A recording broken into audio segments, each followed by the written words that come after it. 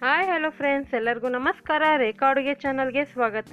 ಇವತ್ತೊಂದು sweet button idli ಮಾಡೋದು ತೋರಿಸ್ಕೊಡ್ತೀನಿ. ತುಂಬಾ ರುಚಿಯಾಗಿರುತ್ತೆ. ಇದೊಂದು ಡಿಫ್ರೆಂಟ್ ರೆಸಿಪಿನೇ. ನೀವು ಯಾವತ್ತೂ ಟ್ರೈ ಮಾಡಿಲ್ಲ ಅಂದರೆ ಒಂದ್ಸರಿ ಟ್ರೈ ಮಾಡಿ ನೋಡಿ. ಸೊ ನಿಮ್ಮ ಮಕ್ಕಳಿಗೆ ತುಂಬಾ ಇಷ್ಟಪಟ್ಟು ತಿಂತಾರೆ. ಸ್ವೀಟ್ ಇಷ್ಟಪಡೋರ್ಗೆ ಈ ಥರ ಒಂದು ಮನೆಯಲ್ಲಿರುವಂಥ ಪದಾರ್ಥದಲ್ಲೇ ಮಾಡಿಕೊಡಿ, ತುಂಬಾ ರುಚಿಯಾಗಿರುತ್ತೆ.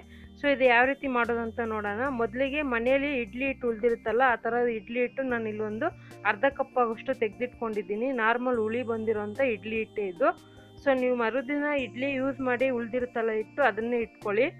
ಹಾಗೆ ಇಲ್ಲಿ ನಾನು ಬೆಲ್ಲನ ಒಂದು ಅರ್ಧ ಕಪ್ ಬೆಲ್ಲನ ಒಂದು 2 ಟೇಬಲ್ ಸ್ಪೂನ್ ನೀರು ಹಾಕಿ ಈ ಥರ ಬೆಲ್ಲ ಕರಗಿಸಿ ಪಾಕ ಮಾಡಿಟ್ಕೊಂಡಿದ್ದೀನಿ.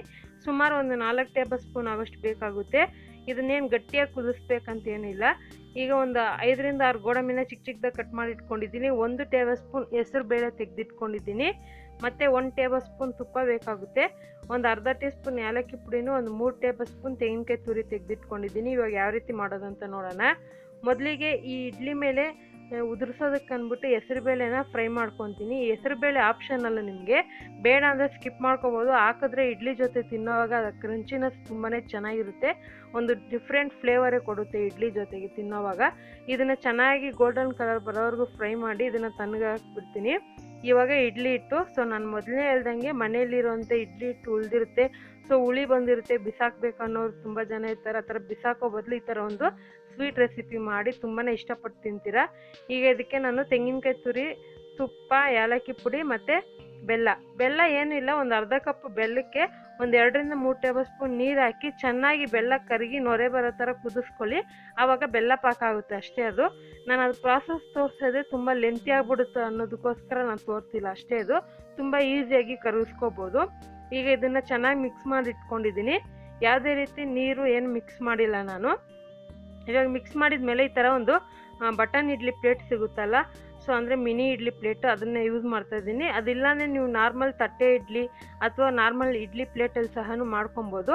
ಆದರೆ ಚಿಕ್ಕ ಚಿಕ್ಕದಾಗಿ ಮಾಡಿಕೊಟ್ಟಾಗ ಮಕ್ಳಿಗೂ ನೋಡೋಕೆ ಇಷ್ಟ ಆಗುತ್ತೆ, ಅವರು ತಿಂತಾರೆ. ಸೊ ಮಕ್ಕಳು ತುಂಬ ಸ್ವೀಟ್ ಇಷ್ಟಪಡೋರಿಗೆ ಈ ಥರ ನೀವು ತಕ್ಷಣಕ್ಕೆ ಮಾಡಿಕೊಡ್ಬೋದು.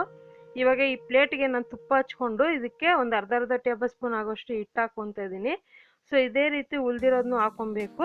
ಈಗ ಇದ್ರ ಮೇಲೆ ನಾನು ಹೆಸರುಬೇಳೆ ಹುರಿದಿದ್ನಲ್ವ, ಅದನ್ನು ಈ ಥರ ಉದುರಿಸ್ಕೊತೀನಿ. ನಿಮ್ಗೆ ಎಷ್ಟು ಬೇಕು ಅನ್ನೋದನ್ನ ಅಷ್ಟು ಉದುರಿಸ್ಕೊಳ್ಳಿ. ಜಾಸ್ತಿ ಹಾಕಿದ್ರೆ ಅಷ್ಟು ಚೆನ್ನಾಗಿರಲ್ಲ. ಸುಮ್ಮನೆ ಒಂದು ಸ್ವಲ್ಪನೇ ಉದುರಿಸ್ಕೊಳ್ಳಿ. ಇದು ಇಡ್ಲಿ ಜೊತೆಗೆ ಒಂದು ಅರ್ಧ ಬೇಯುತ್ತೆ, ಅರ್ಧ ಕ್ರಿಸ್ಪಿಯಾಗಿರುತ್ತೆ. ತಿನ್ನೋಕೆ ತುಂಬಾ ಚೆನ್ನಾಗಿರುತ್ತೆ. ನೀವು ಯಾವತ್ತೂ ಟ್ರೈ ಮಾಡಿಲ್ಲ ಅಂದರೆ ಒಂದ್ಸಾರಿ ಅದು ಟ್ರೈ ಮಾಡಿ, ತುಂಬಾ ಇಷ್ಟಪಡ್ತೀರಾ. ಸೊ ಇಷ್ಟ ಆದರೆ ಒಂದು ಲೈಕ್ ಕೂಡ ಕ್ಲಿಕ್ ಮಾಡಿ. ಇವಾಗ ಗೋಡಂಬಿ ಹಾಕ್ಕೊತಾ ಇದ್ದೀನಿ. ಗೋಡಂಬಿ ಜೊತೆಗೆ ನೀವು ಬಾದಾಮಿ ಸಹ ಹಾಕ್ಕೊಬೋದು. ಈಗ ಇದೇ ರೀತಿ ಎಲ್ಲ ಪ್ಲೇಟಿಗೆ ಹಾಕಿಟ್ಕೊಂಡ್ಮೇಲೆ ಒಂದು ಪಾತ್ರೆಯಲ್ಲಿ ನೀರು ಹಾಕಿದ್ದೆ. ಸೊ ನೀರು ಕುದಿಯೋವಾಗ ಇದನ್ನು ಇಡ್ತಾ ಇದ್ದೀನಿ. ಸೊ ನೀವು ನಾರ್ಮಲಾಗಿ ಇಡ್ಲಿನ ಎಷ್ಟೊತ್ತು ಬೇಯಿಸ್ತೀರೋ ಅದು ಅಷ್ಟೊತ್ತೇ ಇದನ್ನು ಒಂದು 8ರಿಂದ 9 ನಿಮಿಷ ಬೇಯಿಸ್ಕೊಳ್ಳಿ. ಈಗ ಇದು ಬೆಂದಿದ ಮೇಲೆ ಓಪನ್ ಮಾಡಿ ನೋಡೋಣ. ನೋಡಿ, ಇವಾಗ ಚೆನ್ನಾಗಿ ಬೆಂದಿದೆ ಇಲ್ಲ ಅಂತ ಗೊತ್ತಾಗಬೇಕಂದ್ರೆ ಈ ಥರ ಟೂತ್ ಪಿಕ್ ಕಡ್ಡಿನಲ್ಲಿ ಚುಚ್ಚಿ ನೋಡಿ. ಯಾವುದೇ ರೀತಿ ಅಂಟು ಬಂದಿಲ್ಲ ಅಂದರೆ ಬೆಂದಿದೆ ಅಂತ ಅರ್ಥ. ಈಗ ಇದನ್ನು ತೆಗೆದ್ಬಿಟ್ಟು 1 ನಿಮಿಷ ತಣ್ಣಗಾಕ್ಬಿಡ್ಬೇಕು. ತಣ್ಣಗಾದ್ಮೇಲೆ ತೆಗೆದ್ರೆ ಕರೆಕ್ಟಾಗಿ ಬರುತ್ತೆ. ನೀವು ಬಿಸಿ ಇರೋವಾಗೆ ಯಾವತ್ತೂ ಅಷ್ಟೇ ಇಡ್ಲಿ ತೆಗಿಯೋಕೆ ಹೋಗಬಾರ್ದು, ಯಾಕಂದರೆ ಪ್ಲೇಟ್ಗೆ ಅಂಟ್ಕೊಬಿಡುತ್ತೆ ಅದು ಅಷ್ಟೇ. ಅದಕ್ಕೋಸ್ಕರನೇ ಇವಾಗ ನೋಡ್ತಾ ಇರ್ಬೋದು ಎಷ್ಟು ಸ್ಪಾಂಜಿಯಾಗಿ ಸಾಫ್ಟಾಗಿ ಬಂದಿದೆ. ಆ ಹೆಸರು ಬೇಳೆ ಎಲ್ಲ ಚೆನ್ನಾಗಿ ಎಷ್ಟು ಕಲರ್ ಉಬ್ಬಿದೆ ನೋಡ್ತಾ ಇರ್ಬೋದು. ತಿನ್ನೋವಾಗಂತೂ ಅದು ತುಂಬಾ ಬಾಯಿಗೆ ಸಿಕ್ತಾಗ ತುಂಬಾ ಟೇಸ್ಟ್ ಚೆನ್ನಾಗಿರುತ್ತೆ. ಸೊ ನೀವು ಏನಾದರೂ ಸಿಂಪಲಾಗಿ ತಕ್ಷಣಕ್ಕೆ ಸ್ವೀಟ್ ಮಾಡ್ಕೋಬೇಕಾದ್ರೆ ಈ ಥರ ಮಾಡಿ ನೋಡಿ, ತುಂಬಾ ಇಷ್ಟಪಟ್ಟು ತಿಂತೀರಾ. ಖಂಡಿತ ಈ ರೆಸಿಪಿ ನಿಮಗೆಲ್ಲ ಇಷ್ಟ ಆಗಿದ್ರೆ ನೀವು ಟ್ರೈ ಮಾಡಿಬಿಟ್ಟು ಯಾವ ರೀತಿ ಬಂತು ಅನ್ನೋದನ್ನ ಕಮೆಂಟ್ ಮಾಡಿ. ಪ್ಲೀಸ್ ಇಷ್ಟ ಆದರೆ ಒಂದು ಲೈಕ್ ಮಾಡಿ ಮತ್ತು ನಿಮ್ಮ ಫ್ಯಾಮಿಲಿ ಫ್ರೆಂಡ್ಸ್ಗೆ ಶೇರ್ ಮಾಡಿ. ಮತ್ತಷ್ಟು ಈಸಿ ರೆಸಿಪಿಗೋಸ್ಕರ ರೇಖಾ ಅಡುಗೆ ಚಾನಲ್ನ ಮರೆಯದೆ ಸಬ್ಸ್ಕ್ರೈಬ್ ಮಾಡ್ಕೊಳ್ಳಿ. Thank you for watching. Bye.